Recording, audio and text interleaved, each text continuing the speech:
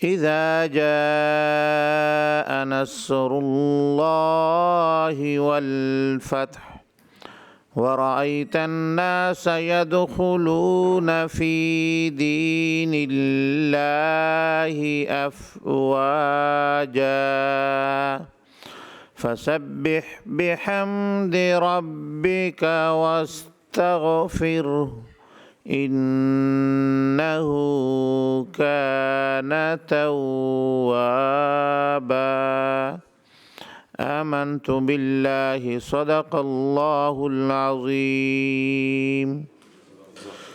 राजा Shaukat Aziz Bhatti ji convener committee अपना अपना तारुफ करा दें प्लीज़। जी बिस्मिल्लाह। Mohammad Naeem additional secretary SNGAD sir. Moazzam Iqbal ji MD Punjab government housing foundation. जी Mohammad Altaf Baloch executive director Punjab housing foundation. Sir Kaleem Yousuf director LDA। Mohammad Nadir additional director law department. Additional secretary Madiha Tahir Shah housing and urban development.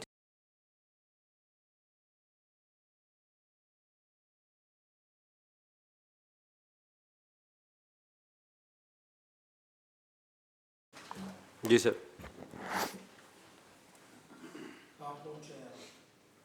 ये मैंने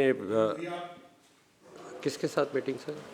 बोर्ड मीटिंग होगी जो आप बोर्ड कह रहे थे? मीटिंग सुबह के लिए शेड्यूल है सर। अच्छा, कल के लिए शेड्यूल। वो कोर्ट हियरिंग हुई जी कोर्ट में लास्ट टाइम जो कॉन्ट्रैक्टर साइड के वकील थे उन्होंने एडजस्टमेंट सीख की थी, हम लोग मौजूद थे तो कॉन्ट्रैक्टर के वकील ने एडजस्टमेंट दी थी। नियम साहब एक हमारी मीटिंग के बाद एक डेट आप कह रहे थे आज। जी उसी डेट पर एडजस्टमेंट। अच्छा, इसमें कोई अर्ली हियरिंग की एप्लीकेशन दी है हमने? अच्छा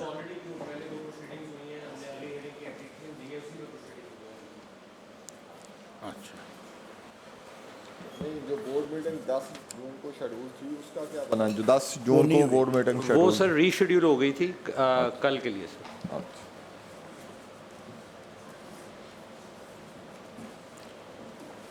उसमें क्या एजेंडा ला रहे हैं जी? उसमें सर एजेंडा की लिस्ट है तो उसमें कोई 3 हेयरिंग्स हैं। पहले तो है कि काफ़ी देर से हो रही है, उसमें जो पिछली कमेटीज़ के मिनट्स हैं वो कंफर्मेशन और अप्रूवल होनी है बोर्ड से, ठीक है। दूसरा एजेंडा आइटम है कि हाई कोर्ट की डायरेक्शन पे कुछ हेयरिंग्स हैं वो होनी है, ओम्बुड्समैन की डायरेक्शन पे हेयरिंग्स हैं वो होनी है, और फिर जो है एज ए एपीलेट फोरम जो लॉ के अंदर है बोर्ड को अपील की MD के फैसलों के ख़िलाफ़ उनकी हेयरिंग्स हैं, और लास्ट पे ओवरऑल जो PGCF की इस वक्त तमाम स्कीम्स की सिचुएशन है, फाइनेंशियल पोजीशन है और इसकी जो वे फॉरवर्ड की प्रपोजल्स हैं वो हैं सर एजेंडा आइटम।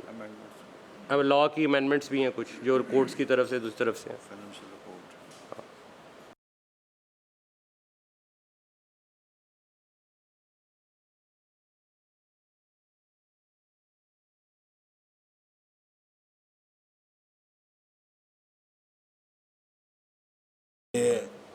नोटिस में है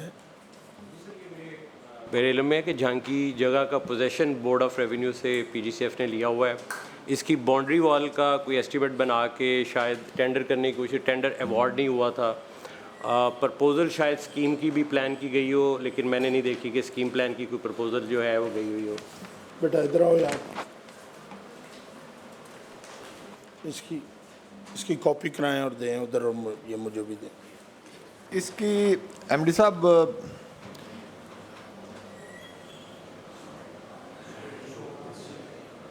ये जंग जो स्कीम है आपकी, ये हैंडओवर तो आपको हो गई, तो इसकी पेमेंट बोर्ड ऑफ रेवेन्यू को हो गई हुई है? सबमिट करता हूँ, लास्ट टाइम भी सबमिट किया था। एक्चुअली स्कीम हम उसको कहते हैं जिसका PC1 या प्लान अप्रूव हो जाए, और उसके बाद ही ज़ाहिर कोई भी उस PC1 के एडमिन अप्रूवल के तहत जो एक्सपेंडिचर होता है उस अप्रूवल के तहत अंडर होता है। इस जगह की आइडेंटिफिकेशन की गई, रिक्वेस्ट बोर्ड ऑफ रेवेन्यू की गई, बोर्ड ऑफ रेवेन्यू से उन्होंने इंडिकेट करके पोजेसन भी दे दिया, अर्जेंसी थी।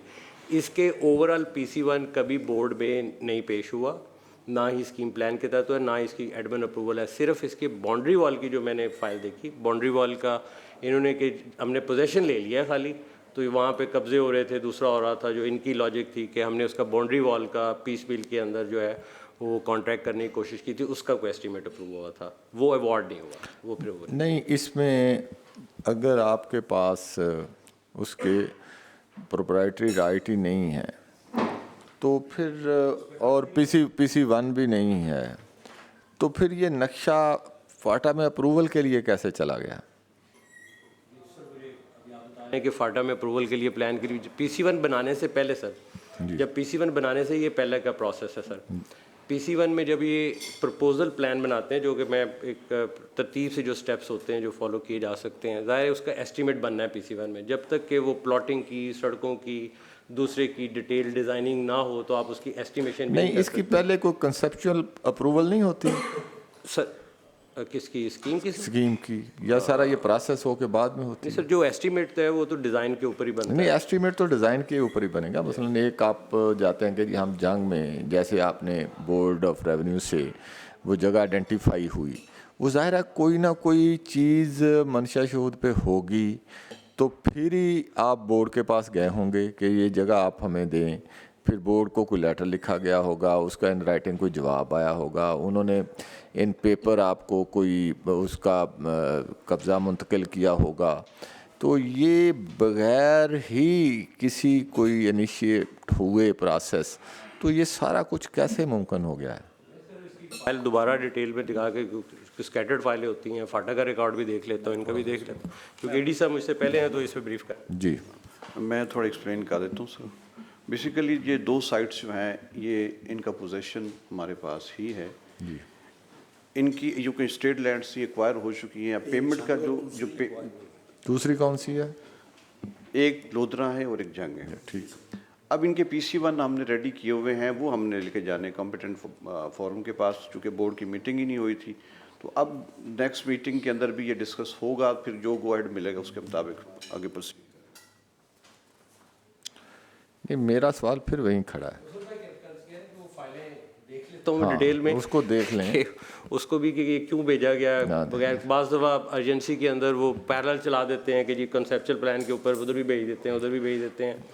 तो हालांकि ऊपर उस बाउंड्री वॉल का जो एस्टीमेट है वो तो जब तक आपके, जिस तरह आपने बड़ा राइटली पॉइंट आउट किया कि प्रोप्राइटरी राइट्स ना हो, आप मालिक ना हो, तो उस पर तो खर्च ही नहीं किया जा सकता, उसका वो भी टेंडर कर दिया गया। तो ये सारी चीज़ें हैं सर। हाँ, वही है ना। मैं यही जानना चाहता हूँ कि ज़ाहिर है जब आप बोर्ड के फ़ैसलों के पाबंद हैं तो फिर फ़र्द वाहिद का तो कोई इख्तियार नहीं है ना कि वो कोई चीज़ जैसे ये है, लोधरा है, कि आप चले जाएं बोर्ड ऑफ रेवेन्यू के पास भी, वो जगह भी आपको दे दे। पहले आपने बोर्ड से कोई अप्रूवल ली होगी कि ये हम ये वहाँ बनाना चाहते हैं, हमें इजाज़त दें, हम अप्लाई करें, या ये सिर्फ MD का इख्तियार है कि वो ख़ुद से किसी चीज़ को इनिशिएट कर दे? जी, एक्चुअली जो भी उस वक्त के MD होंगे, मैंने डिफरेंट फाइल्स देखी हैं, पिछली 2-3 MDs की तो देखी हैं, वो ज़ाहिर लैंड की अरेंजमेंट के लिए कॉरस्पॉन्डेंस बोर्ड ऑफ रेवेन्यू से मुख्तलिफ इदारों से करते रहते हैं। उस आइडेंटिफिकेशन में बोर्ड ऑफ रेवेन्यू ने वो ज़मीन आइडेंटिफाई करके दे दी होगी। उसकी जब ज़ाहिर जब आपने बोर्ड को प्रपोजल फॉर्मली सबमिट करनी होती है PC1 की शक्ल में, तो लैंड की प्राइस भी पहले सेस कराई जाती है, उसके दूसरा लिया जाता है। एक स्टेप इसमें मुझे लगा कि क्योंकि बोर्ड की विलिंगनेस थी तो उन्होंने शायद पोजेसन भी दे दिया, इन्होंने जल्दी किसी स्कीम शुरू करना चाह रहे होंगे। इस पे ये भी लगता है कि बहुत सारे, चूँकि लिटिगेशन बहुत ज़्यादा कोर्ट्स के अंदर बहुत ज़्यादा प्रेसिंग आती थी कि उसके अंदर जो है फौरी तौर पे काम शुरू करें, लाइबिलिटी है, दूसरा है, तो उसकी वजह से भी हो सकता है। आई एम रेफरिंग कि मैं इसका प्रीवी नहीं हूँ डॉक्यूमेंट्स का, मैं उसको ये एक लॉजिकल बात तरीके से, जो मैंने 3 फाइलें देखी हैं, ये जो 5 जगह थे, ये आइडेंटिफिकेशन किसी नोट के ऊपर रिक्वेस्ट बोर्ड ऑफ रेवेन्यू की गई थी कि हमें जगह चाहिए तो आइडेंटिफाई करें, तो उसमें कुछ फिजिबल, कुछ नॉन फिजिबल, कुछ विजिट्स हुए, तो उस चक्कर में होती हैं। जब एक जो नेक्स्ट स्टेप होता है, जब आप बोर्ड के पास लेके जाते हैं, तो ज़ाहिर एक प्रपोजल डिज़ाइन के ऊपर एस्टीमेट वर्कआउट होना है, तो वो प्रपोजल जो है वो उस हवाले से वर्कआउट की जाती है। जब आपका ये बात बिल्कुल दुरुस्त है कि पहले इन प्रिंसिपल अप्रूवल होनी चाहिए बोर्ड के अंदर, कि वो बोर्ड में इन प्रिंसिपल दे, तो फिर उसके बाद गो एट पैसे की तरफ, फिर PC1, फिर उसके पैसे पेमेंट की तरफ और दूसरे खर्चे की तरफ जाना चाहिए। तो शायद ये स्टेप्स उस वक्त बोर्ड में फॉलो किए गए हों, या उसमें देखने ये किस साल में ये आपको कब्ज़ा हैंड ओवर हुआ, कोई आपके पास है? ये कब मिला जंग से? अच्छा, नहीं वो उस पे सवाल है ना, फिर वो मुझे ये बताएं। मैम भी सब ये पढ़ा, इस पे एक ऑब्जेक्शन था, इसके जो मेन बुलेवार्ड थी इसकी दोनों तरफ आपने प्रपोज कर दिए थे गेट उस वक्त। उनका ये गेट आप ख़त्म करके अपनी दीवार क्योंकि ये सरकारी रोड ऑलरेडी गुजर रही थी, जो मेन रोड वहाँ से उसके दाएं और बाएं दोनों तरफ ये था, वो एक उन्होंने ऑब्जेक्शन दिया था कि आप अपनी दीवार ले जाएं रोड के दाएं बाएं और अपना गेट उधर लगा दें। ये रोड जो आपके बीच में आ रही है इसके स्टार्ट और एंड पे आप गेट दे के सरकारी रोड बंद नहीं कर सकते। एक सिंपल उसमें ये ऑब्जेक्शन था। जगह आपके कब्जे में, नक्शा इसका बना हुआ है। इसकी लीगलिटी पे तो पहले बात करना है, ये साथ क्या नहीं हुआ। अब देखें ना, आपने ले लिया 2 साल पहले से, फ़र्ज़ कर लिया आपने 22 में लिया, 3 साल हो गए। अब वहाँ आपने एक ऑफिस भी अपना कायम कर दिया है ऐसा ऑफिस बनाया हुआ है आपने सर, अपना? वहाँ पे एक सब इंजीनियर और गार्ड्स हैं ताकि वो पोजीशन पे, जो लास्ट टाइम भी कुछ पता चला था कि लोगों ने कोई ज़मीन पे कब्जा शब्जा कर लिया, तो उसके लिए उन्होंने रखा हुआ है सर। नहीं, वहाँ आपने कोई बिल्डिंग किराए पे लेके कोई ऑफिस कायम किया हुआ है? बिल्डिंग किराए पे बेसिकली वहाँ पे कुछ ज़मीन ऐसी थी जो इलीगली ऑक्यूपाइड थी कुछ लोगों के पास, उसको रिसेंटली एक्वायर करवाया गया, उनसे दोबारा उसको वागजार करवाया गया। तो वहाँ पे हमने आर्जी तौर पे एक छोटा सा कमरा बनाया हुआ है। वहाँ पे हमारे कुछ जो केयर टेकर टाइप इस तरह के 2 बंदे, किराए पे बिल्डिंग तो नहीं कोई लिया आपने? नहीं ऐसा कोई नहीं। और जो आपका वहाँ कोई स्टाफ भी तो तैनात है उसमें जो कमरा वो चार्ज फैसलाबाद वालों को दिया हुआ। देखो चार्ज है ना, ऑफिस सिर्फ एक सब इंजीनियर है, बाकी चार्ज है ऑफिस बॉय, सिक्योरिटी गार्ड, ये ऐसा कोई नहीं है वहाँ? Daily wages security guard.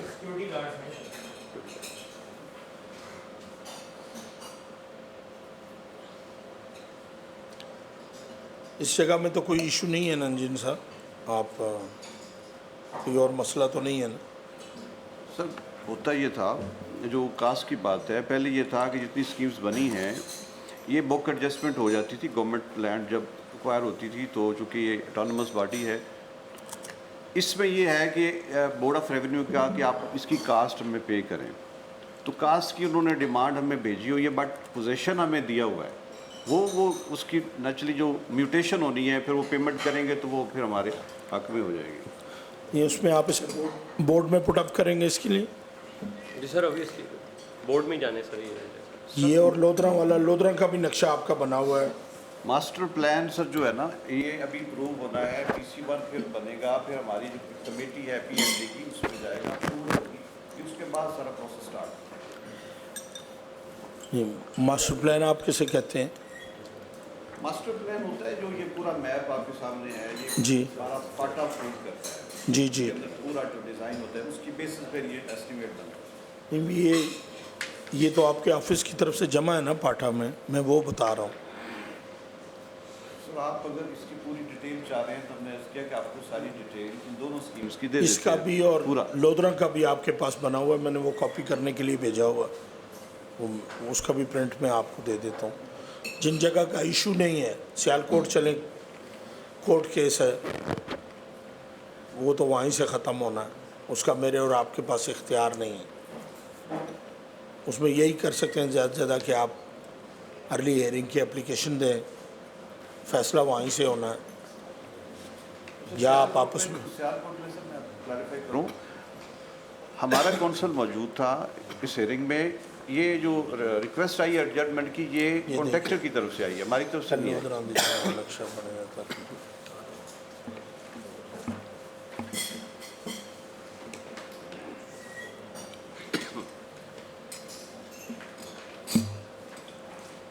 जी सर,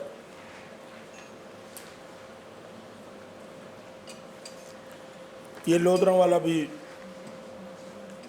जी सर होगा। मैं कह रहा हूँ वो प्रपोजलें तो सर 10-10 नक्शे बनते हैं कि स्कीम के, क्योंकि वो अगर फाटा में सबमिटेड है तो देखना पड़ेगा कि वो फिर प्रोसेस अप्रूव क्यों नहीं हुआ, क्या हुआ। जंग वाली सबमिटेड जी सर, तो आप जंग और लोधरा का, अब जंग का ये है सर, लोधरा का तो मास्टर प्लान जो है वो अप्रूव हो चुका है, जंग वाला सबमिट हुआ हुआ है फाटा में, वो भी जब अप्रूव हो जाएगा तो फिर दोनों के पीसी जो है इकट्ठे बन जाएंगे। एक्चुअली तो सर जो मैंने लास्ट टाइम भी सर दोबारा से मैं सबमिट करता हूँ, शायद ये 1-2 स्कीम के ऊपर पैसे खर्च भी किए जा सकें, लेकिन ये जो 30 अरब रुपए पड़े हुए हैं ये 72,000 मेंबर्स के हैं। अगर ये 30 बिलियन खर्च करके हम सिर्फ 3,000 या 4,000 मेंबर्स को अकोमोडेट कर सके, फिजिबिलिटी तो इन स्कीम्स की हुई ही नहीं हुई अभी तक, प्रपोजलें बन गई हुई हैं, ठीक है, तो वो फिर बाकी मेंबर्स की लाइबिलिटी को पे ऑफ कहाँ से किया जाएगा? कोई भी स्कीम अब जो है अप्रूव होती है, ये तो बिलियंस की स्कीम है एक हाउसिंग सोसाइटी भी, तो फिजिबिलिटी जो है उसकी टेक्निकल फाइनेंशियल वायबिलिटी की फिजिबिलिटी जो है वो कंडक्ट हो के प्रोसेस होकर होनी चाहिए। मेन चीज़ तो ये है कि जगह जो है प्राइवेट जगह भी मिल सकती होंगी, दूसरे भी हो सकता है, गवर्नमेंट की लैंड भी कहीं की भी अवेलेबल हो जाएगी, हो सकती होगी कि जो ग्रीन एरिया के अंदर से ब्राउन एरिया के अंदर होगी। बट इशू जो मेन चीज़ है, जो मैंने जब फाइल्स देखी जब दूसरे के ऊपर, वो क्लैरिटी से उस तरह से नहीं है, लेकिन जो बंदा इन्फर करता है कि फाइनेंशियली वायबल आपके पास है जी, कास्ट ऑफ लैंड है। मैं सर अर्ज कर रहा हूँ कि ये जो पैसे आपके पास पड़े हैं उसमें ये जो आइडेंटिफाइड जगह है उसके लिए जो मैंने रिकॉर्ड चेक किया उसमें 6 अरब के करीब अमाउंट बनती है। मैं यही अर्ज कर रहा हूँ, ठीक है जी। तो डेवलपमेंट चार्जेस तो मेंबर्स ने देने हैं, उसका आपको क्या परेशानी है? हमारे सर डेवलपमेंट चार्जेस जो हैं वो लिए जाते हैं आफ्टर द लॉ के मुताबिक, डेवलप हो के जो प्लॉट अवेलेबल हो, जिसकी बैलेटिंग हो जाए, जिसकी ड्रॉ हो जाए। डेवलप करने के लिए उतने पैसे नहीं होते। यही मसला है जनाब चेयरमैन, जो मैं समझ पाया हूँ ना 2-3 मीटिंगों में। इस जो ये आपकी हाउसिंग है बना हुआ ना आपका, हाँ जी, इस में तो काम होना कोई नहीं है। ये लीगल लकोनाज इतने मौजूद हैं, जितना ये डीजी साहब बता रहे हैं, एमडी साहब, कि कदम कदम पे ऐसी रुकावटें हैं कि वो काम, हम चूँकि प्राइवेट सेक्टर के लोग हैं, हम रोज़ काम होता हुआ देखते हैं कि ये देखें एक प्रोजेक्ट अनाउंस हुआ है, ना ज़मीन भी नहीं है तो लोगों से पैसे ले रहे हैं, लोग पैसे दे रहे हैं। अच्छा, फिर ऐसे ही NOC नहीं है, ज़मीन उसके पास 100 एकड़ है, उसने 10,000 एकड़ के लोगों से पैसे ले लिए हैं, लोग दे रहे हैं, फिर डेवलपमेंट चार्जेस भी दे रहे हैं। और यहाँ अब देखें ना, उल्टा है निज़ाम सारा, कि वो पहले सारा कुछ तैयार होगा, जो एक सरकारी सुरक्षित का एक सिस्टम है उसके मुताबिक ये लोग चल रहे हैं, और हम ये चाह रहे हैं कि ये उतना ही स्पीडीली काम हो जैसे हम रोज़ होता हुआ देखते हैं। तो वो ये इनके तो ना बस की बात है, ना मजाज है, ना टेम्परामेंट है, ये मुमकिन नहीं है। तो इसके लिए आपको अगर ये काम करना या करवाना है तो इसके लिए तो इससे कोई आउट ऑफ बॉक्स हल की तरफ ही जाना होगा। इसको अथॉरिटी में कन्वर्ट करवा लें, CM साहब से कोई रिक्वेस्ट करें, कुछ ऐसा सिस्टम डेवलप हो जिसमें उसके पास पूरा उनका अख्तियार हो, वो रूटीन के ये इनके जो कायदे कानून हैं उसमें वो फाल ना करे, तो तब तो मुमकिन होगा कि आपके मेंबर जो हैं, आप समझते हैं कि ये इतने लोग हैं, इतने हमारे पास प्लाट्स हैं, आप उनको उसमें से कुछ हिस्से को आइडेंटिफाई करके उनको नोटिस कर देते हैं कि ठीक है जी आप अपने डेवलपमेंट कास्ट जमा कराएं, तो वहाँ तो ये चीज़ें मुमकिन होगी। जिस तरह ये कहते हैं फिर तो वो तो नहीं, वो तो नामुमकिन वाली बात ही नज़र आती है, उसमें तो कोई होता हुआ मेरी बजट सेशन में थोड़ी सी बात हुई है CM साहब से, उन्होंने कहा कि बजट के बाद जुलाई के महीने में आप प्रिंसिपल सेक्रेटरी को ब्रीफ करें, वो मुझे बताएं, मैं जुलाई में आपको वक्त दूंगी, इसमें जो हमसे हो सकेगा वो करेंगे। लेकिन मैं ये चाहता हूँ कि जो छोटी मोटी रुकावटें, ये अमेंडमेंट ले आए, हम उन्हें एक्ट अमेंड कर देते हैं, असेंबली ने करना है। अगर आप बाद में पैसे लेते हैं, आप पहले लेना शुरू कर दें, उसको इंस्टॉलमेंट में कर दें। ये एक अमेंडमेंट आप मूव करें, हम अप्रूव कर देते हैं उसको हाउस में। पैसे हमारे पास हैं, जगह की कीमत हमारे पास है, अभी तो 25-30 अरब रुपए का आपकी बाकी स्कीमों में कमर्शियल पड़ा है, वो पैसा भी आप यूटिलाइज कर सकते हैं। किसी का आपने वो भी ऑक्शन नहीं किया अभी तक, जो 10-10 साल से चल रही हैं, लोग रह रहे हैं और रेट उसका कई गुना ज़्यादा हो गया। जो जगह आपको मिल रही हैं उन जगहों के भी कमर्शियल हैं सबके, और जगह आप DC रेट पे ले रहे हैं, मार्केट रेट पे तो नहीं ले रहे। उसमें भी आपको कुछ आता है, करने को जाए तो सब कुछ हो जाता है। जिन जगहों जो जगह आपको आइडेंटिफाई हुई हैं उनके पैसे जमा कराएं और उन पे काम शुरू करें, और एक अमेंडमेंट लाएं जो डेवलपमेंट चार्जेस की आपको परेशानी है कि बाद में हम लेते हैं करके हमें पैसा चाहिए, उसके लिए अमेंडमेंट लाएं, हम आपको अमेंडमेंट कर देते सून आफ्टर बजट सेशन, ताकि आप पहले पैसे ले सकें डेवलपमेंट के। जनाब चेयरमैन, और काम शुरू कर दें। क्या अब एमडी साहब हमारी डायरेक्शन पे अमल करेंगे या बोर्ड के फैसले का इंतज़ार करेंगे? सर ये बोर्ड इनकी कल मीटिंग है, ये ले जाएं उसमें, हम आज इन्हें मिनट्स दे देते हैं, डायरेक्शन दे देते हैं, ये उसमें ले जाएं, अमेंडमेंट भी वहाँ से बोर्ड से अप्रूव करा लें और भेजें उसे, जमा कराएं हमारे पास, हम इसको अमेंड कर देते हैं। जब काम करना है तो फिर क्या मसला है इसमें?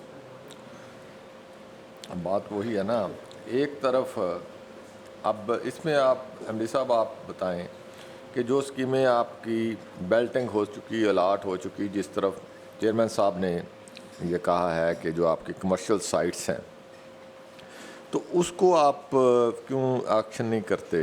वहाँ से पैसे जो जनरेट हों वो फंड्स तो इकट्ठे करें। मैं जी दोबारा सबमिट करता हूँ। ये 11 साइट्स हैं जहाँ पे लॉ परमिट करता था कि आप 5% से 10% तक कमर्शियल एरिया स्कीम्स के अंदर रख सकें।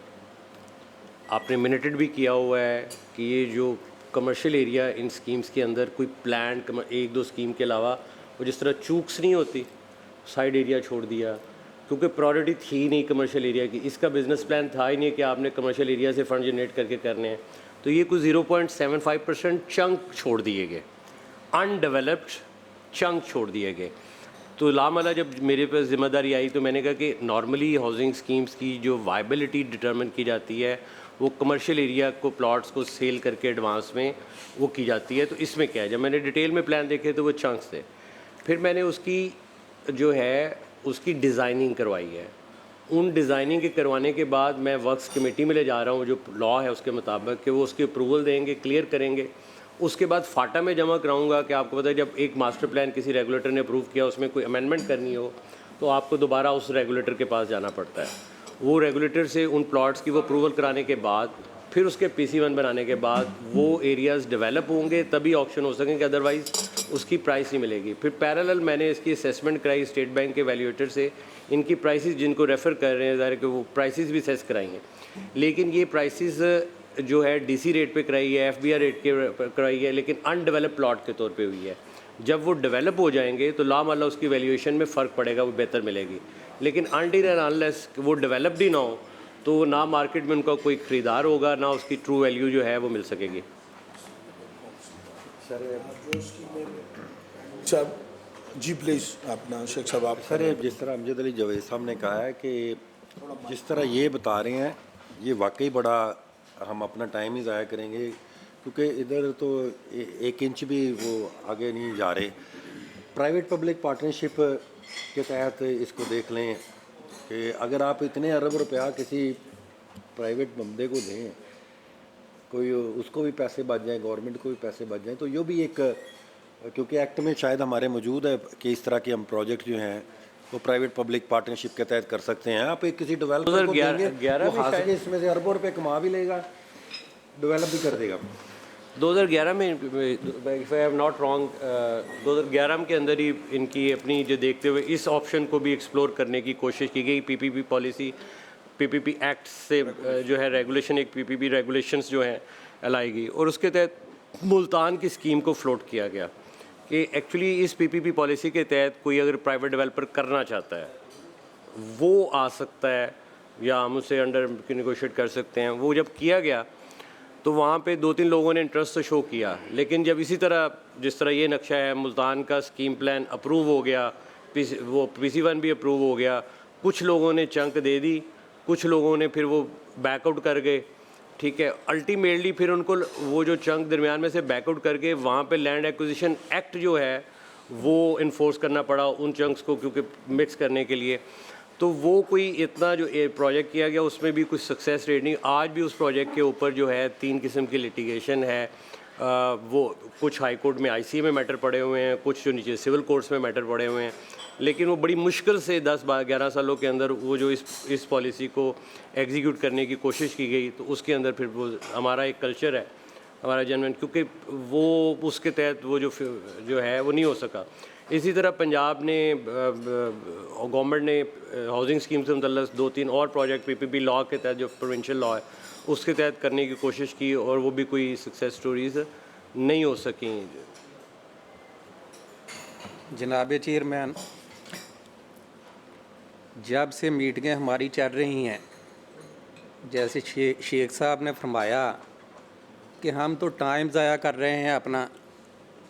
पहले महकमे वाले बंदों से MD साहब बैठे हैं, दूसरे हमारे भाई बैठे हैं, ये बात तो पूछ लें ये कुछ करना भी चाहते हैं या हम सिर्फ यहाँ पे आते हैं और बात करके चले जाते हैं। 4-5 मीटिंगें हो गई हैं, कोई हल नहीं इनका निकल रहा। और जो भी बात MD साहब से की जाती है, जैसे 2 स्कीमों का आपने मैप वगैरह तैयारी करके इनको दिए हैं, तो MD साहब फरमा रहे हैं कि हम इनको देखते हैं चीज़ों को। जो महकमे वाले बंदों का काम था वो आप करके दे रहे हैं।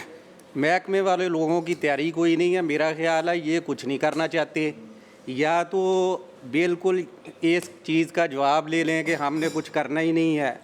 अगर करना है तो उसका कोई हल निकलना चाहिए। हल इसका है कि आप तजवीज़ें देते हैं हर मीटिंग में, जो भी है जितनी तजवीज़ें इनके पास गई हैं कोई एक पे भी इम्प्लीमेंट हुआ है, कोई एक का भी पॉजिटिव मेरा ख्याल जवाब नहीं आया।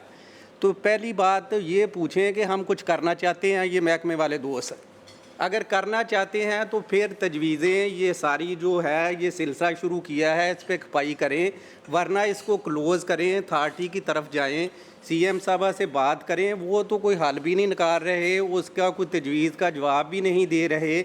मेरा नहीं ख्याल कि पाकिस्तान में बल्कि पूरी दुनिया में कोई चीज़ हो और उसका मतबादल हल ना हो।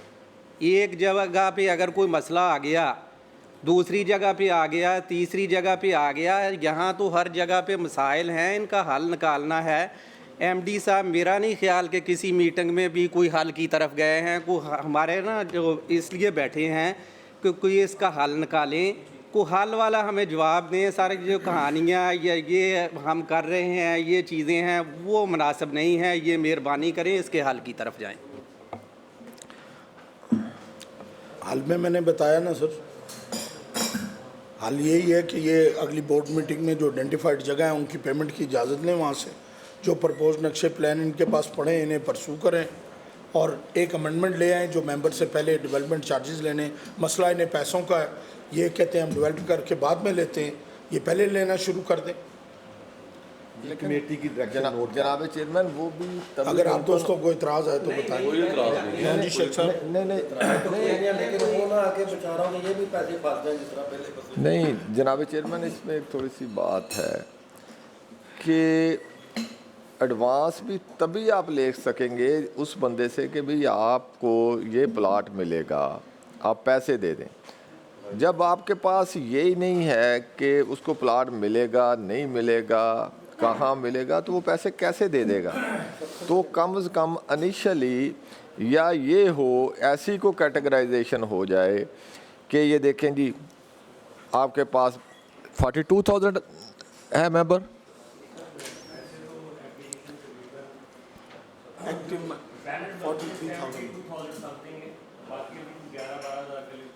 अच्छा वो उसको छोड़े ना, अभी तो वो जो 72 है उस पर ही बात करें ना। अब आप जो बता रहे थे कि कोर्ट्स ने या कुछ ऐसा किया हुआ है कि जो सियालकोट की हद तक या कोई प्रायोरिटी या उसकी कोई फिक्सेशन की हुई ऐसी है कि वहाँ कौन लोग फाल करेंगे, सीनियरिटी लिस्ट जो आप कहते हैं कि हमें हर स्टेशन के मुताबिक हर स्टेशन के ऊपर जिनकी चॉइस होती है वो सीनियरिटी लिस्ट मेंटेन करनी होती है, हर साल को वो वेबसाइट पे पब्लिश करनी होती है। वो पब्लिश्ड होती है। और पहले ये था कि वो कानून के अंदर ये गुंजाइश मौजूद थी कि लोग जब स्कीम डेवलप होती थी तो उनसे दोबारा चेंज ऑफ प्रायोरिटी भी ले ली जाती थी। उस लॉ को जो है हाई कोर्ट ने अल्ट्रा वायरस कर दिया हुआ है। अब जो है जो जिसकी प्रायोरिटी है वो वहाँ पे लॉक्ड है, लॉक्ड है ना। अब हो गई बात ये, अब से आपके पास वहाँ 2000 प्लाट है, आप ऊपर जो लॉक्ड प्रायोरिटी सीनियरिटी लिस्ट है उसमें देखें कि आपको अगर रूल परमिट नहीं करते तो आप जीबी में इस बात को जो डायरेक्शन कमेटी की है कि आप उतनी लिस्ट जो है उन लोगों की आप उसमें रख लें कि ये इन लोगों से हम डिमांड करेंगे एक्सपेक्टेड टू बी जो अलॉटी हो सकते हैं, तो इनसे हम डेवलपमेंट चार्ज जो है डिमांड करेंगे। आप अगर बोर्ड आपको अलाउ कर देता है, रूल्स आपको अलाउ करते हैं, अब ये तो आप अपने जवाब में बताएंगे, तो फिर उनसे वो पैसे ले जाएंगे, आपके पास फंड जनरेशन आ जाएगी। तो उसमें जो आ जाएगी फंड जनरेशन आती है तो वो फिर आप उसको आगे किसी और स्कीम में भी इस्तेमाल कर सकते हैं, वहाँ कर सकते हैं जो आपके पास पैसे पकड़े हैं। लेकिन पहले कोई मिसाल, कोई रास्ता तो बने, तो इसमें कोई रास्ता फिर इसी तरह बनेगा जैसे अमेंडमेंट की बात हो रही है, तो अमेंडमेंट जो है हाउस ने करनी है, वो हम करके देने के लिए तैयार हैं। तो इस पे आप ज़रा पूरा आप हाउस को अप्राइज़ कर दें ताकि हम देखें। बज़ाहिर तो वो बात वही है जो मैंने की है कि हमें नहीं लगता को मौजूदा जो रूल्स और कवानीन हैं उसके तहत ये मसला आपके हाथ पाँव जिस तरह बंधे हुए हैं तो ये मुमकिन नहीं लगता, हमें तो ये बज़ाहिर यही लगता है। क्योंकि आप उस मॉडल पे हैं कि एक हाउसिंग कॉलोनी डेवलप करता है, महकमा हाउसिंग का वो सारी चीज़ें करता है, करके फिर उसके बाद वो फिर बेल्टिंग अलॉटिंग करता है। तो लेकिन ये बेचारे जो मुलाजमीन हैं ये तो इस तवक्को पे बैठे थे कि ठीक है जी इनको फ़ौरी तौर पे सारी चीज़ें मिल जाएंगी, लेकिन ये कायदे कानून उसके मुताबिक है नहीं ना। इतने पैसे हाउसिंग डिपार्टमेंट के पास तो पैसे सरकार के होते थे, वो डेवलप कर देता था। तो यहाँ तो आपने इनसे लेने हैं, वो आपको थोड़े थोड़े पैसे दे रहे हैं, वो मुमकिन नहीं था। आस्ता आस्ता होते होते आए हैं, कुछ पैसे हुए हैं, अभी भी आप जितनी तादाद है उसके मुताबिक उसको नहीं पा रहे। तो इसमें आप एक पिक्चर जो है उससे हमें अंदाज़ा हो कि हम कहाँ खड़े हैं, हो सकता है नहीं हो सकता, उस पर ज़रा इस पर बता दें आप ना। जो आपके पास प्रपोज 2 नक्शे आपको आज दिए हैं, इन दोनों के इनमें 10% कमर्शियल है कि नहीं है जितना लीगली है? हाँ जी जी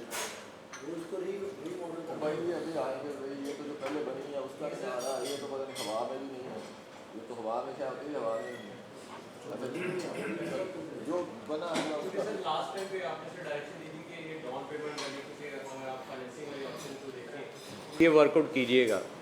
अभी देखिएगा कि जो एज ऑफ टुडे कॉस्ट है, ठीक है, वो 5 मरले की बनती है 19,38,000 पे। ये फाइनेंशियल चार्जेस के बगैर है।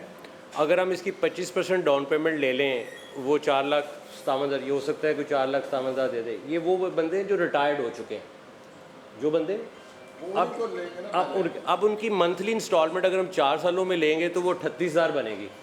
अब एक रिटायर्ड आदमी है जो 5 मरले वाला है, वो पेंशन में से क्या क्वेश्चन है कि वो 4 सालों में 38,000 रुपये दे सकेगा। अब नीचे की तरफ जाते हैं तो वो जो एक नाल की ऑप्शन 1,55,000 रुपये बनती है।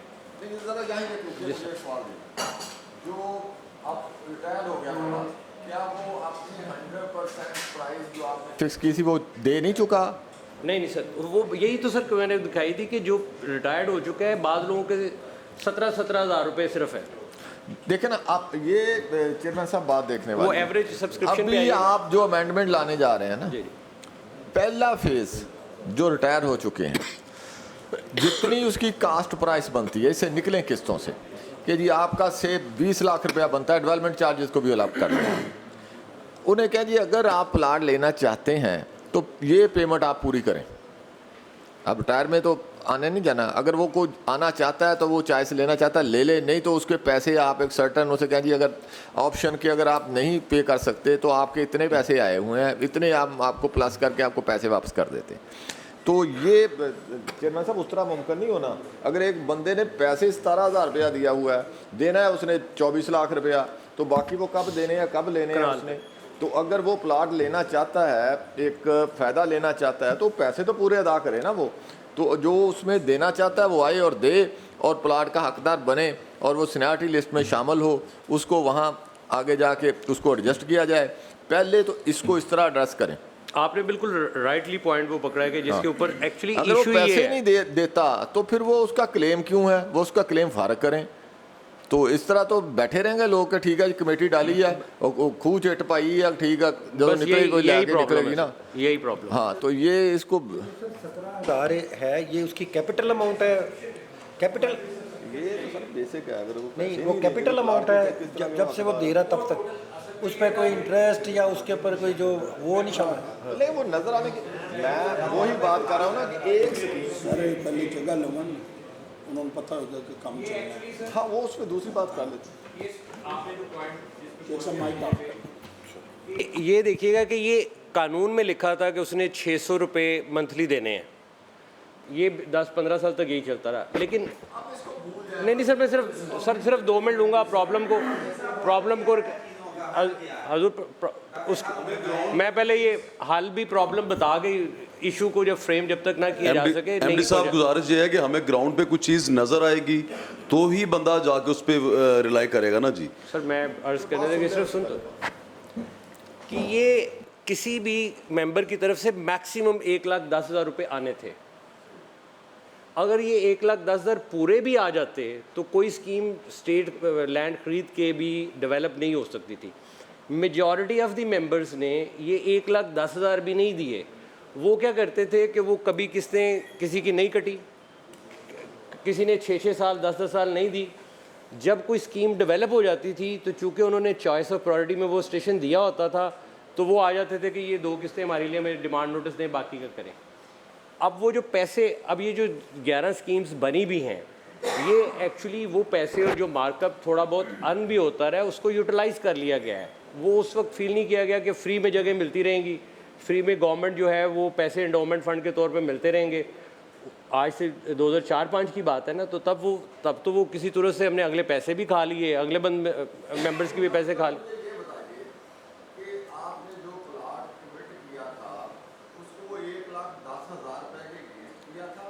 या उसकी कोई कीमत प्राइस रखी थी कि ये इतने पैसे आपने दिए? एक्चुअली सर ये इदारा है फाउंडेशन, मेंबर्स इसके ओनर्स हैं। ये कोई प्लॉट की प्राइस या प्लॉट को कॉन्ट्रैक्ट या प्लॉट को कमिट नहीं किया गया। फाउंडेशन का पर्पस है कि वो फाउंडेशन एक कॉमन पर्पस के लिए हाउसिंग स्कीम्स डेवलप करेगी, ठीक है। उस डेवलपमेंट में उन्होंने प्रिंसिपल तय किया कि अगर डेवलप हो गई तो हम ये आपको प्लॉट्स इस रूल्स रेगुलेशन के तहत देंगे और उसकी प्राइस डिटरमिन उस वक्त कॉस्ट ऑफ लैंड और डेवलपमेंट कॉस्ट के तौर पे होगी और वो ली जाएगी उस वक्त।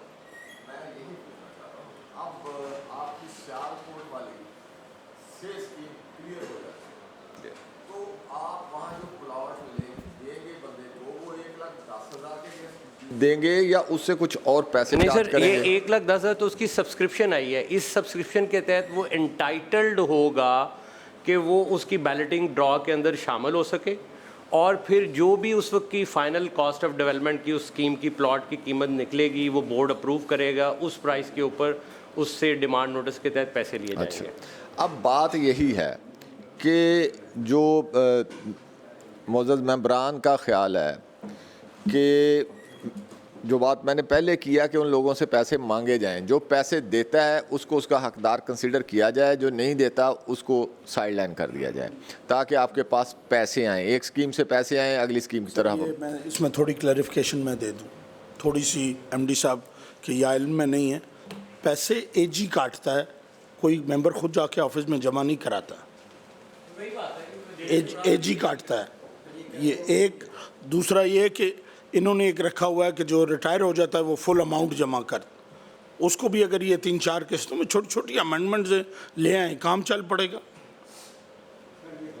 ये जो बात देखें ना चेयरमैन साहब ने बात की, चलो इन्होंने उसकी इंस्टॉलमेंट कर, तो आप ये पहले इजाज़त नहीं देता। आज हम बात कर रहे हैं कि हमने इसका सलूशन निकालना है, तो इसका सलूशन निकालने के लिए ये है कि आप एस्टिमेटेड कास्ट आप सियालकोट को मॉडल रख लें, ठीक है ना, कि उसको पहली स्कीम की एस्टिमेटेड कास्ट बनती है तो उसमें जो फाइनल कास्ट होगी चलो उसमें 5-10% की वेरिएशन भी आ जाएगी। आप उसकी 3 किस्तें 4 किस्तें बना के, जैसे हमने कहा 25% वो पहले इंस्टॉल, अगर वो अपना राइट रखना चाहता है तो वो कम अज़ कम एक जो पैसे वो जमा करा चुका वो, बाकी पहली इंस्टॉलमेंट यानी 25% बनता है, तो बाकी पैसे इतनी तारीख तक वो अपना जमा कराए, अदरवाइज़ उसका राइट जो है वो राइट सरेंडर हो जाएगा। तो इसकी कोई अमेंडमेंट चाहिए। तो आप क्या समझते हैं कि ये मुमकिन है बोर्ड में ले जाएं इसको, इस तरह के कोई थोड़ा सा हट के रूटीन से कोई चीज़ लेके आए तो इसका सलूशन निकलेगा? अदरवाइज़ जिसने पैसे नहीं दिए आगे लटकता रहेगा ये मामला, फिर कैसे होगा? आप कैसे करेंगे? ये मुमकिन नहीं है। जनाब चेयरमैन साहब, एमडी साहब, आपने मौजूद मेंबरान की बात सुनी है। मैं तो गुजारिश ये करना चाहता हूँ कि ये 2004 से आलमोस्ट स्टार्ट है, तो हर चीज़ के पैरामीटर होते हैं, फाउंडेशन हो या प्राइवेट हाउसिंग सोसाइटीज़ हों या कोऑपरेटिव की सोसाइटीज़ हों, और जो बाई लाज होते हैं उनकी इम्प्लीमेंटेशन होती है। शेख साहब, आप तो समझते हैं, तजर्बा आपके पास बड़ा है, तो राना राशिद साहब भी समझते हैं। बट साहब, इसके जब पैरामीटर मुकर्रर हैं तो उन पर अमल होना चाहिए था। जो अमजद जवेद साहब ने बात की 1,10,000 की, कि जिन्होंने बेसिक अमाउंट जमा करवाई उनको कंसिडर करें। और करीब बेसिक वाला नहीं है, बेल्टिंग में आते ही वो हैं जिनकी 100% अमाउंट पे होती है। जी बिल्कुल ठीक है। तो उसको तो आप नहीं लेते जिनकी पे ना हो।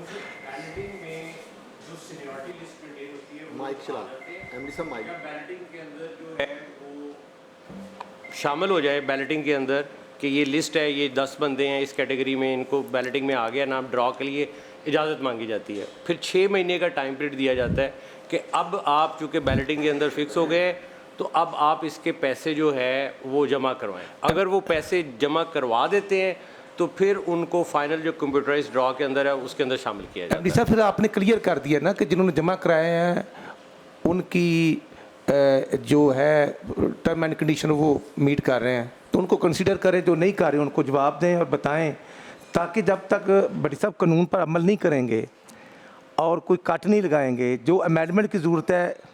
जी,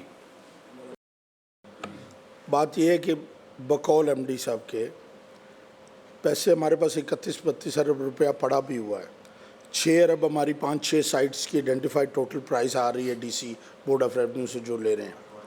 चाहिए हमें पैसे डेवलपमेंट के लिए, हमारे पास कानून ये है कि हम डेवलपमेंट करके लेते हैं। हमें पहले चाहिए, हम उसके लिए अमेंडमेंट कर लेते हैं।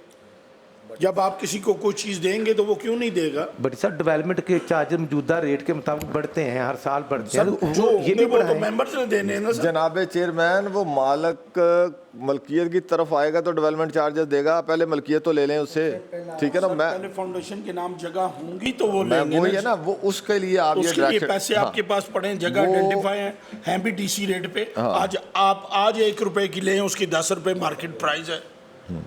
उन्हीं प्रपोज जगह का अगर कमर्शियल आप सेल करते हैं वो भी किसी जगह पहुंच जाए, पैसों की कमी नहीं है, करने की कमी है। विन-विन सिचुएशन में ये सारी चीज़ें पड़ी हुई हैं। देखिए सर, मुझे समझ आई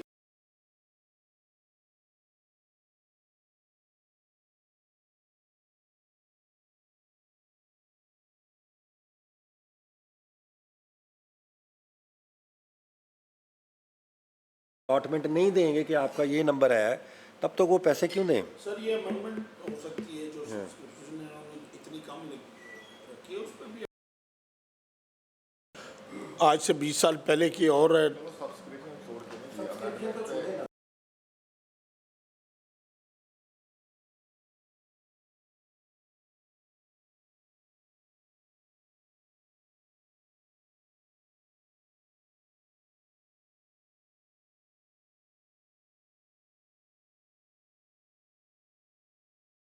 आइडेंटिफाई है, ये उनके पैसे भी अपने नाम करवाएं। सब कह रहे हैं पैसे भी हैं, जगह भी है, इम्प्लीमेंटेशन करें, एक्वायर करने का राइट आपके पास है, आप करें। और बड़ी साहब, मेरी नाकस राय है, मुझे नहीं पता शेख साहब, ये गवर्नमेंट का जो प्रोसेस है, प्राइवेट रिटायर्ड या हाजिर सर्विस है, उसमें अगर थोड़ा सा पोर्शन रख लिया जाए ओपन ऑप्शन के लिए, रेवेन्यू जनरेट करने के लिए, तो उसमें भी कोई हर्ज नहीं। सर, मैं वही आप वहाँ से कमर्शियल रेट लें, पैसे लें और फिर दाएं पे उनको लगा कर अपना काम चलाएं। काम तो चलना चाहिए, गाड़ी चलेगी तो फिर ही होगा ना। अगर गाड़ी रुकी हुई है तो फिर तो वो हर चीज़ ब्लॉक हो जाएगी। तो वो जो इस तरफ आप आएँ, जो अमेंडमेंट आपको चाहिए, सारे ऑनरेबल मज़ीज़ मेंबर बैठे हैं, हम हल की तरफ जाएँ। ताकि आपका भी दर्द सर ख़त्म हो। सर एक प्राइवेट जो डेवलपर होता है वो क्या करता है? डायरेक्शन ध्यान है। नंबर 1 जगह आइडेंटिफाई लेनी चाहिए। नंबर 2 अगली बोर्ड मीटिंग में अप्रूवल लें और उनके पैसे जमा कराएं।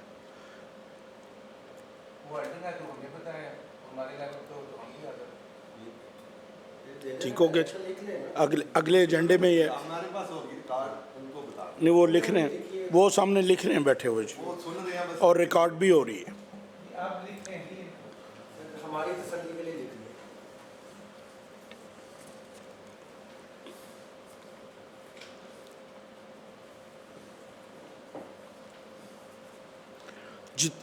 इसमें रिटायर्ड मेंबर्स कितने हैं और हाजिर सर्विस मेंबर कितने हैं जी?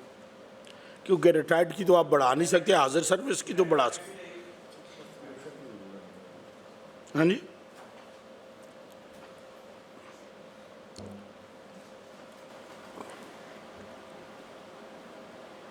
तुम्हें मिलनी नहीं है। 72,000 समथिंग सर इस वक्त जो है एलिजिबल मेंबर्स हैं जो फिल्टर्ड होकर डाटा में आया है जी। उसमें चूँकि रोज़ रिटायर हो रहे होते हैं तो 31 जनवरी तक रिटायर एम्प्लॉयज़ की तादाद रफली अप्रॉक्सीमेटली 45,000 के करीब है। जितनी ऑलरेडी आपकी स्कीम्स बनी हुई हैं उनके कमर्शियल एरियाओं का फाइनल प्लान ऑक्शन का बना के ले आए। उसके लिए सर अभी ऑक्शन मैंने अर्ज़ किया सर, पहले वो उनके प्लान फाटा रेगुलेटर से अप्रूव होंगे, फिर वो डेवलपमेंट होगी, डेवलपमेंट के बाद ऑक्शन में जा सकेंगे सर। सर आप उसको ज़रूरी नहीं, मैंने वही कहा, आप ऑक्शन करें फिर भी डेवलपमेंट बाद में हो सकती है, उसके लिए अमेंडमेंट ले आए, हम करने को तैयार। ये जो आपको नक्शे में जगह छोड़ी है, लोग रह रहे हैं, प्लाटिंग किस तरह नहीं हुई सर? नहीं हुई ना, उन्होंने एक प्लाट छोड़ दिया ना काम। सर वो जगह छोड़ी है ना, तो नक्शे पे आइडेंटिफाई करना ना, उसको तकसीम करना है ना, उसका नक्शा बना।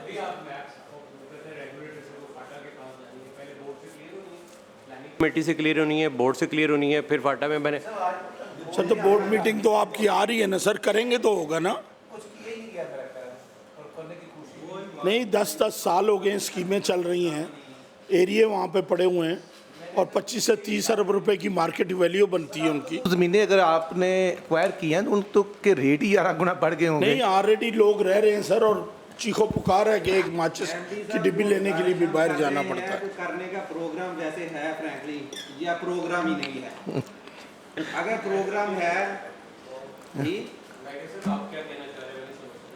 मैं ये कह रहा हूँ कि ये बातें जो हो रही हैं, जो तजवीज़ें आपको पेश की जा रही हैं 4-5 मीटिंग में, आप इसका कोई हल निकाल के काम करना चाह रहे हैं या काम ही नहीं करना चाह रहे, ये मैं पूछना चाहता हूँ। मैंने 6-4 महीने में काम किया है ना, पिछले 20 साल में किसी ने नहीं किया। ये अच्छी बात जितनी प्रपोजल है, ये आप सारे क्वेश्चंस के जो आप कह रहे हैं, मैं सबका प्रॉपर विद एनालिसिस जो आप दे रहा हूँ। अभी वो जाइएगा जो आपका जो कह रहे हैं ना, शायद वो जो आपने ये जो कमर्शियल एरियाज इसकी प्लानिंग की है, और दूसरी कुछ टाइम फ्रेम करके ना दो। अगली मीटिंग के रिपोर्ट लवाएंगे सर। बिल्कुल सही।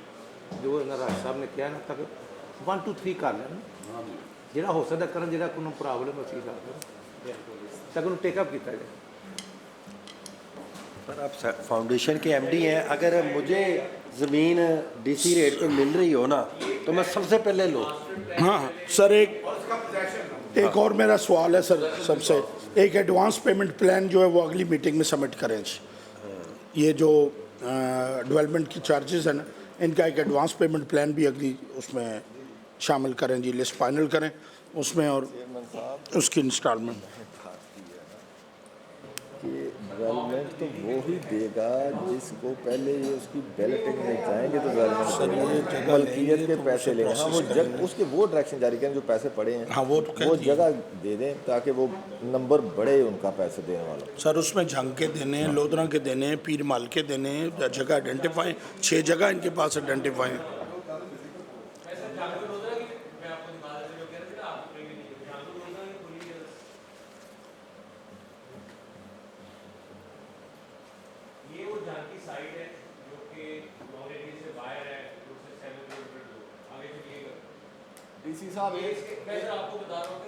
ऐसी चीज़ नहीं है कि जो मैंने छोड़ी है, ये इसका वो जो रोड का आगे चलिएगा, इसके जो प्लान किया है कि कितने अप्रॉक्सीमेटली बन सकते हैं।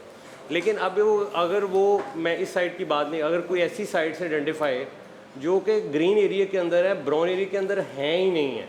आप डीसी रहे एक लेटर लिखना होता है डीसी में।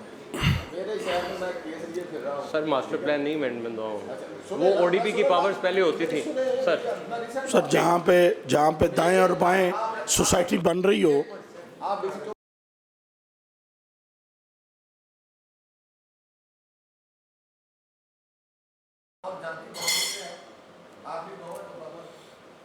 तो वहाँ जाके एरिया ब्राउन कर दिया गया।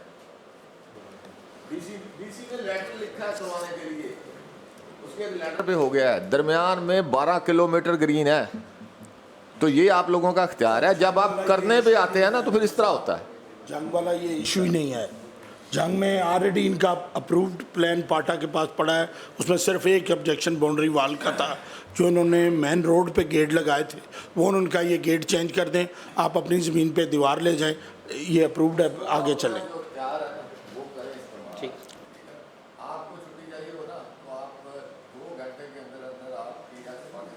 मंजूर हो के आपके टेबल पे आ जाती है।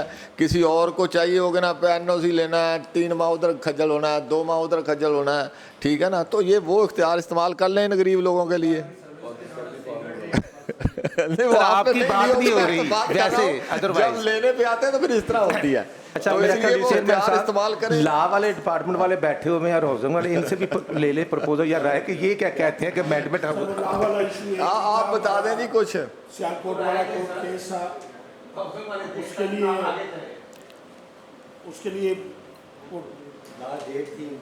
नहीं, क्यों नहीं हाजिर हुए जी वो ठेकेदार साहब? हम किधर गए ना, बुलाए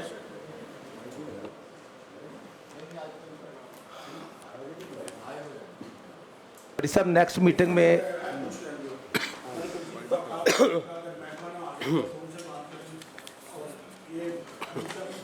तरफ से एडजमेंट आई है, जरा ये तो पूछें क्या है। ये कॉपी दे दीजिएगा।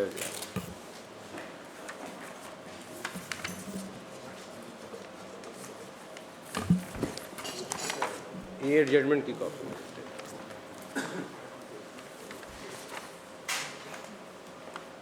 जी बताएं, कल आप हाजिर हुए हैं कोर्ट में जिस दिन डेट ऑफ हियरिंग थी, एडजर्नमेंट ली है आपने लास्ट डेट ऑफ हियरिंग? ये तो एमडी साहब अप्रैल 23 अप्रैल की है सर। ये एडजमेंट जनरल एडजमेंट है सारी, इसी के तहत एडजमेंट हुआ क्या चीज़।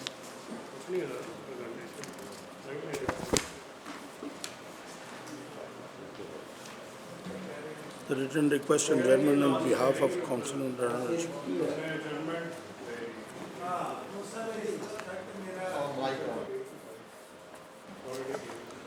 अस्सलाम वालेकुम जी। वो लास्ट पे जब हम यहाँ से गए तो हमने एडवोकेट से पूछा, उमर क्योंकि उनसे रब्ता रखता था, तो बाहर जाके हमने पूछा कि सुबह डेट है, मुझे तो खैर पता ही नहीं था, इसको भी नहीं पता था। तो हमारी जो एडवोकेट थी वो बाहर छुट्टी पे गई हुई थी, बाकायदा लेके अदालत में वो दे के गई हुई थी, तो वो पता चला कि वो छुट्टी पे गई हुई है। इससे पहले तकरीबन अगर 20 पेशियाँ हुई हैं तो 19 पे हमने ही डेटें वो लगवाई थी, 19 पे हमने ही डेटें लगवाई थी, ये भी हमने लगवाई हुई थी, लेकिन वो हमें नहीं पता था कि वो गई हुई है, तो इसलिए आ गए हैं। तो फिर वो कोशिश कर लेते हैं, कोई उसमें हमारी कोई कोताही नहीं थी। सर ऑलरेडी जनरल जजमेंट में थी मैडम, वो बल्कि लेटर भी उन्होंने लगा दिया चीफ जस्टिस को, पहले उन्होंने लिख के मतलब कि अपनी गैर हाजिरी का बताया था, एक्स पाकिस्तान थी गालिबा। तो बाकी सर ये अगर थोड़ा सा 5 मिनट दें तो हम लोग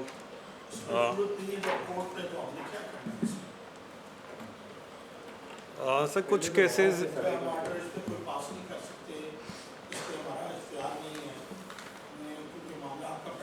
वहाँ से कोई फैसला होगा तो हमारी तरफ आएगा तो हमें पता चलेगा। सर मैं थोड़ा सा बताता हूँ, उसमें कोई ऐसी बात नहीं है, एमडी साहब भी बैठे ही नहीं, बात बाकी भी सारे मेंबरान हैं, आपका नाम, तो उसको थोड़ा सा तफसील से 10 मिनट चाहिए। मोहम्मद अरशद जी, मोहम्मद अरशद। अरशद साहब, गुजारिश ये है कि आप जितनी मर्जी भी बातें करें, हमारा इख्तियार नहीं बनता सब जुडिस मामले में में कोई कार्रवाई करने का, कोई आर्डर पास करने का। करेंगे तो कोई फ़ायदा नहीं है। इस वक्त अगर आप, मैं यहाँ बैठ के, एमडी साहब भी बैठे हैं, आप भी बैठे हैं, आप दो फरीक आपस में मुकदमे में, अच्छा नहीं लगता कि वो आपके बारे में बात करें या आप उनके बारे में बात करें। यहाँ जो बैठे हैं ये सारे हमारे लिए मोहतरम हैं, काबिल इज़्ज़त है, काबिल एहतराम। इस मामले को आप उस वक्त तक रहने दें जब तक आपका फ़ैसला नहीं हो जाता। इसमें मेरी गुजारिश महकमे से भी है, मैंने उन्हें भी कहा है, आपसे भी है कि अगली तारीख पे हाज़िर हों, इसको किसी तरह फाइनलाइज। सर थोड़ी सी अर्ज़ सुन लें, सारे बैठे हैं, कोई ऐसी नहीं, मैं ना एमडी साहब से कोई नाराज़गी ना आपसे कोई है। ये तो आप लोगों का शुक्रिया है सबका कि हमें मौका दिया, वो हम इस बात को समझते हैं, कोई ऐसी बात नहीं है। नहीं, वो ये कि मैं, आप कोई प्रपोजल भी देते हैं, जब तक ये कोर्ट से किसी तरफ नहीं लगता हम इसमें इंटरफेयर नहीं कर सकते। थोड़ी सी बात सुन लें, 5-10 मिनट में हम भी आए सफ़र करके, तो आप हमें 5 मिनट दे दें, सिर्फ हम ये जो लाए हैं तो हमें वो तशरीनी हमारी भी पूरी हो जाएगी। तो हमने आप आउट ऑफ कोर्ट सेटलमेंट मैं ये सारी चीज़ सर लिखी है, सिर्फ 5-10 मिनट चाहिए। नहीं, अगर तो आप आउट ऑफ कोर्ट सेटलमेंट के लिए कोई प्रपोजल लेके आए, जिस तरह कल उस दिन आपको रेट पे फटा पड़ा था, वो उस तरह का रेट होना चाहिए, आज का होना चाहिए। फॉर एग्जाम्पल आप कोई इस तरह की प्रपोजल लाए हैं जो हम उनको और आप बैठ के आउट ऑफ कोर्ट प्रपोजल, तो फिर तो चलो हम सुनने के लिए तैयार। सही बात, सही बात जो है, अगर वहीं पे फंसी तो फिर तो कोर्ट के आर्डर का इंतजार करना। नहीं, वही मैं बताना चाहता हूँ ना कि थोड़ा सा हमें सुन लें, कोई ऐसी बात नहीं है। 5 जहाँ इतने मिनट लगे हैं, मैं सुबह 1 बजे का जागा हुआ। हाँ जी, हमारी गुजारिशात ये हैं सर कि अवार्ड जो हमारा कोर्ट मुख्तसर कर देता हूँ कि जो अवार्ड है वो हुआ है जो कि रूल ऑफ कोर्ट बना हुआ है, उसमें दूसरी बात नहीं है। और जो स्टे लिया हुआ है ये इन्होंने उस पर वो डिग्री या वो जजमेंट जो है वो स्टे हुई है, वो फैसला स्टे नहीं हुआ। जो हमारी रूल ऑफ कोर्ट है वो अगर ये वापस लेते हैं तो आज बहाल हो जाता है, मतलब कि आज ही बहाल हो जाता है, उसमें कोई नहीं, मतलब है कि वो आगे बताते हैं। अच्छा, दूसरा ये है कि इस स्टेज पे भी वो कंट्रैक्ट जो हमारा एग्रीमेंट है वो बहाल है। जहाँ तक इमिकेबल सेटलमेंट की है, हर अदालत, हर पर्या, हर जो चीज़ है उसको एग्री करती है। मतलब अदालत के ये हमने 4 फैसले लगाए हैं, इसमें लिखे हैं जो कि बेशुमार इसके अलावा है। मतलब है कि मुल्तान डेवलपमेंट अथॉरिटी का है वो लगा हुआ है इस पर, उसका बाकायदा हमने पूरा फैसला लगा दिया है। इस तरह हाँ जी दे दिए। CDA का D12 का लगा हुआ है, वो हमने कापी लगा दी है सब बीच में, ये पीछे लगी हुई है। इसी तरह पंजाब इंडस्ट्री स्टेट का है, वो भी गवर्नमेंट ऑफ पंजाब का है, उसका भी हमने पीछे लगा दिया है। इस तरह ही वो जो है कैद आज़म पार्क, एपरल पार्क, उसका है, वो भी हमने लगा दिया। देखिए ये सारे, एक और है जिसमें बड़ी तफसील से सुप्रीम कोर्ट का भी उस जज ने आर्डर किए हुए हैं कि 5-10 मसाले अपने फैसले में लिखी हैं, वो भी हमने लगा दिया है। जो रिसेंटली लॉ वालों ने बताया था कि पिंडी में हुआ है, वो भी हमने लगा दिया है। सेटलमेंट की बात है तो एक दफ़ा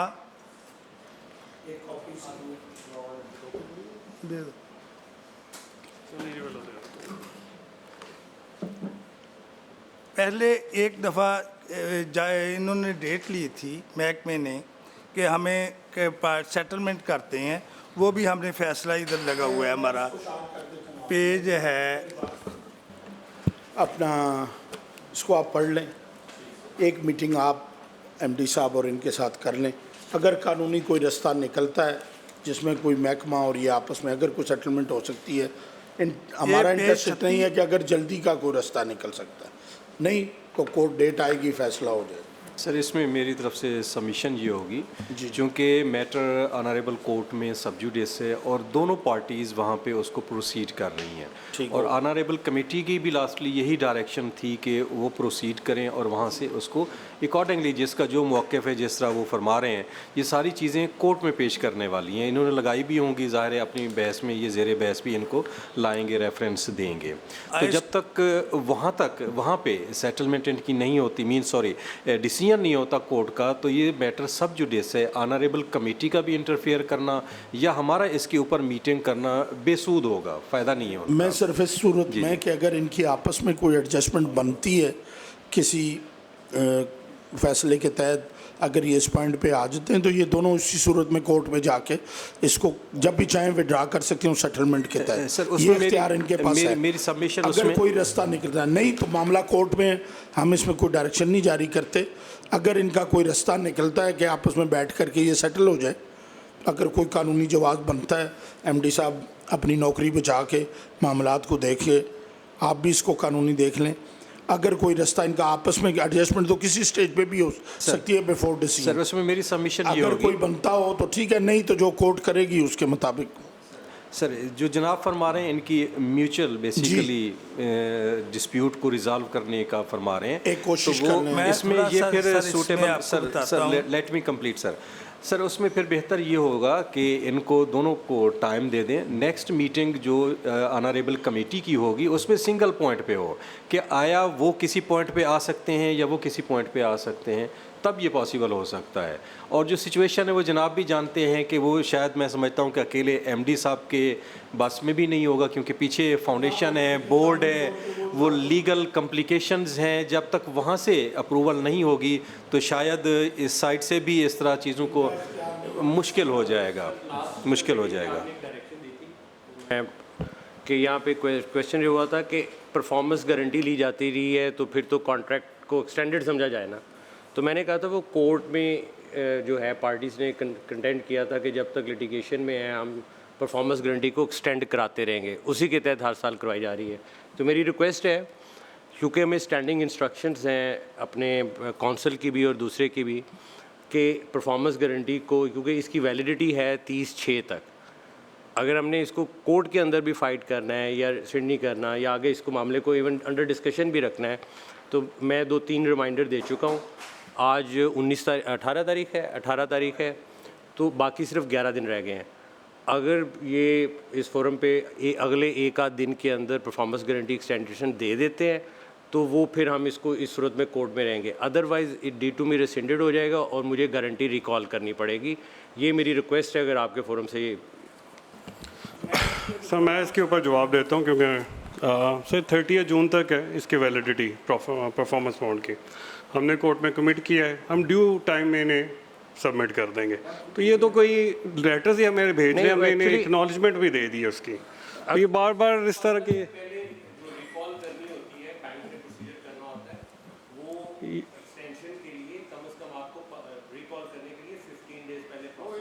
नहीं, वो तो कोर्ट में है ना जी। हाँ ना जी, रिकॉर्ड पे आ गया, हम एक्सटेंड करवा देंगे। मतलब ये तो बार बार वो 30 से पहले मिल जाएगी। नहीं, उनकी बात सही है, कोई ऐसी बात नहीं है। जो बात सही है, मैं थोड़ी सी तवज्जो और भी टाइम लेना चाहता हूँ इस फोरम में। तो 10/2/21 को 22 को ये एक लेटर इशू है, हमने PGF ने और हमने इनके वकील ने कहा था कि हमने डेट लेनी है सेटलमेंट के लिए। ये ऑन रिकॉर्ड है, कोर्ट का फैसला है। तो ये मैंने बीच में लगाया पेज 38 पे लगा हुआ है। तो उसमें उसके बाद इन्होंने की नहीं, तो ये को ख़त्म थोड़ा हो गया है। मतलब कि हर फोरम पे अगर हम बात करके उस पर इम्प्लीमेंट नहीं करेंगे तो वो ख़त्म हो जाएगा। अगर इम्प्लीमेंट करेंगे तो वो ठीक है, वरना तो ईरान भी जी रहा है, वो दूसरे भी लोग जी रहे हैं। वो तो ऐसे ही है, जिसकी लाठी उसकी भैंस, उसको छोड़ा जाए, पैरामीटर पे देखा जाए कि क्या है क्या नहीं है, उसको असूलों पर देखें। MD साहब से हम भी रिक्वेस्ट कर लेंगे, ये हमें टाइम फिक्स करें, हम दोनों बैठ जाते हैं ताकि इसका हल निकले। मैं थोड़ा सा और भी बताना चाहता हूँ सर, थोड़ा सा मैं और भी 1 मिनट सर, मैं और भी, क्या वजह है कि मुझे क्यों नहीं किया जा रहा, मैं उस पर भी 1-2 मिनट लेना चाहता हूँ। असल में ये है कि ये महकमा सारा इंटरेस्ट पे चला गया है, जैसे आपने सुना, इनके और कोई काम नहीं है। वो मैं नहीं कहता कि MD साहब का कसूर है, ये इनके बल्कि पहले वालों का कसूर है। 754 मिलियन का सर कंट्रैक्ट था, 754, ये पेज D पे मैंने लगाई स्टेटमेंट, जिसमें ड्रैंक की वजह से 656 मिलियन का रह गया। जिसके बाद वो मैंने पिछली अपनी ब्रीफिंग में भी कहा था कि 76 या 75 या 70% हमारा काम हो गया। फिज़िकल प्रोग्रेस जो मौके पे ये जो लेते हैं प्रोग्रेस, ये जो पेमेंट की है फाइनेंशियल पेमेंट वो लेते हैं 42%, हालांकि इनकी भी अपनी रिपोर्ट में 57% है, 57। कंसल्टेंट लेता है 60%। तो 129 मिलियन का यहाँ पे कंसल्टेंट का और हमारा गैप आ गया। मतलब कि 129 मिलियन वो हमें पेमेंट कंसल्टेंट के हिसाब से होनी है। आगे चलें सर, 41% इनके पास हमारा जमा हो गया, एडिशनल सिक्योरिटी के जैसे भी हुआ वो जमा हो गया। 51 मिलियन जो है ये हमारी एस्केलेशन है, जो आज तक एक पैसा नहीं मिली इस दौर में, एक पैसा नहीं इन्होंने दी, वो है 51 मिलियन। ये 92 मिलियन ये बन गया। 17 मिलियन हमारी सिक्योरिटी इनके पास जमा है जो अर्नेस्ट मनी बिलों में से कटती है, और 37 मिलियन की हमारी परफॉर्मेंस गारंटी है। तो ये बन जाता है 239 मिलियन टोटल रकम। इस पे इंटरेस्ट लगा लें उस वक्त का तो ये 261 मिलियन वो बनता है। 500 मिलियन हमारे पैसे बनते हैं इनकी तरफ, 500 मिलियन। और दिए इन्होंने कितने दिए हैं? इन्होंने 282 मिलियन। बताइए, ये तो फ़ायदे ही फ़ायदे में, ये तो हर तरीके से फ़ायदे में है। थोड़ा सा सोचो सर, सारी बातों हमारे साथ मीटिंग करें, अर्शद साहब, मेरिट पे फैसले करें, मेरिट पे फैसले करें। मैं नहीं कहता हमारी फेवर करें, इस तो बात मैं कहता हूँ मेरिट में मेरी जगह होकर सोचें। इतनी रकम किसी भी फंड से उस पर क्या होता है, उस पर क्या परेशानी होती है? मेरी यहाँ बैठे बैठे शुगर डाउन हो, मतलब कि ये बात हो रही। बात ये सारी बातें आपकी अपनी जगह ठीक होंगी। सारी बातों का एक जवाब है कि मामला अदालत में हमारे इख्तियार में नहीं। एक मैंने मौका दिया है, सेक्रेटरी साहब आपसे कर लेते हैं, अगर कोई आपकी और इनकी महकमे की सेटलमेंट, जो कि मैं नहीं समझता कि एमडी साहब के इख्तियार की बात नहीं है, क्योंकि मामला इन्हें एक कागज़ उठा के उधर रखना पड़ा है, वो भी बोर्ड मीटिंग में जाता है, और बोर्ड मीटिंग 3 साल हो गए, अगी को नहीं हुई।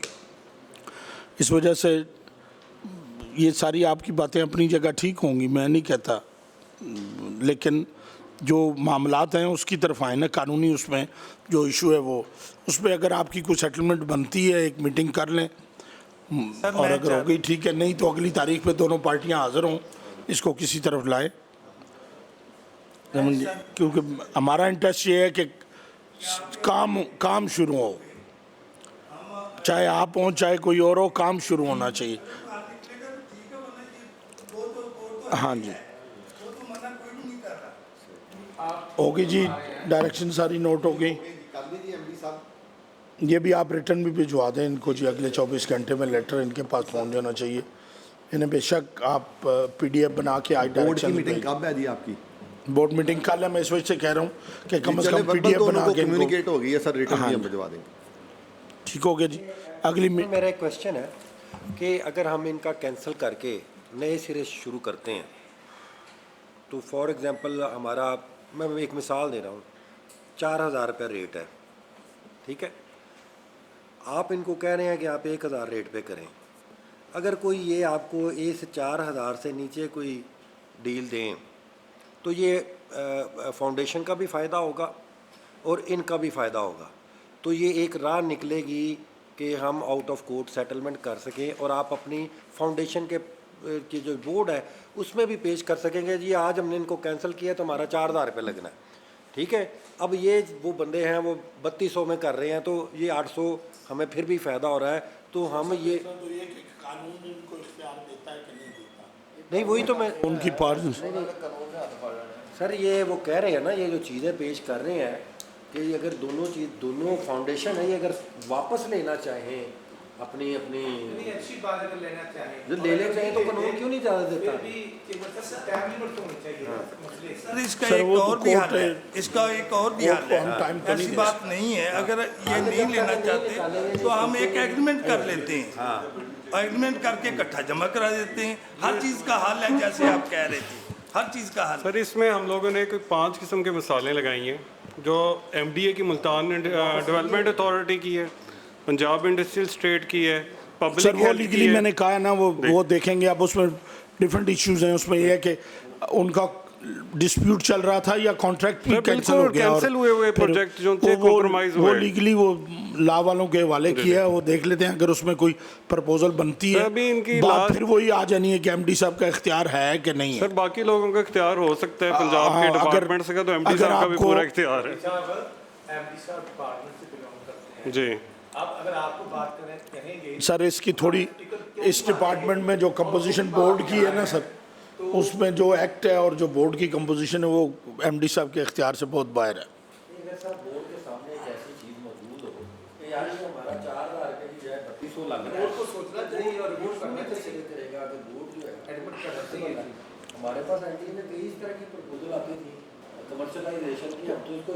रिव्यू होता है, हर जगह पे रिव्यू होता है।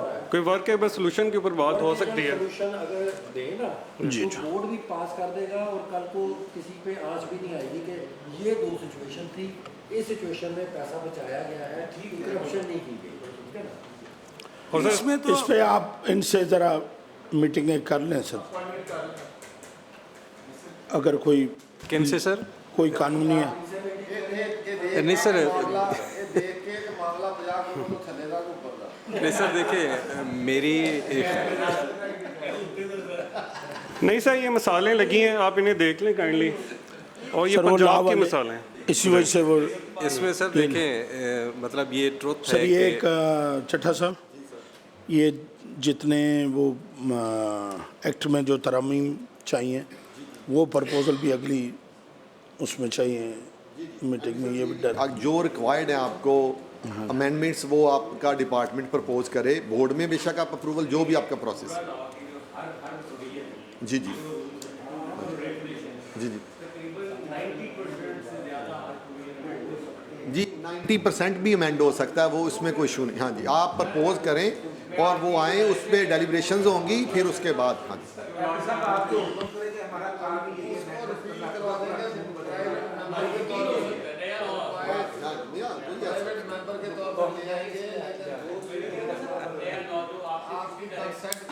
सर आप मेरी क्या मजाल सर, मैं तो जो डायरेक्शन आएगी उस पर अमल करूँगा, हमारी कंसेंट की क्या ज़रूरत है। मैं सर ये रिक्वेस्ट करूँ कि आपने जब लास्ट मिनट्स में डायरेक्शन दिया है कि एक स्पेशलाइज्ड फाइनेंशियल इंस्टीट्यूशन ही वाहिद हल है, उसकी तरफ जाया जाए, तो उसका नया लॉ आ जाए तो उसकी तरफ सारी चीज़ें हल हो सकती हैं। द पार्टीज़ इसका है, और दूसरा ये हम सब इसको समझते हैं कि डिपार्टमेंट के पार्ट पे जो लीगल इनएबिलिटीज़ हैं उसको हम जंप ओवर नहीं कर सकते, वो उसमें बाकायदा एक प्रोसेस लीगल प्रोविजंस इन्वॉल्व्ड है।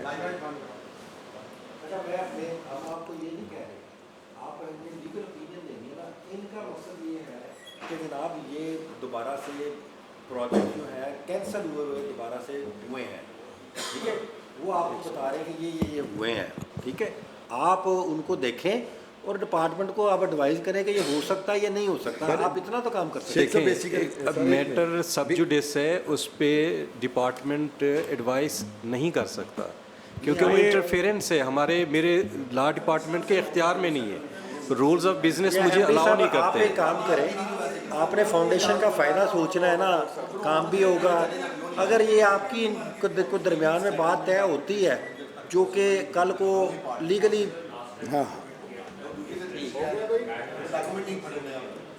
हो गया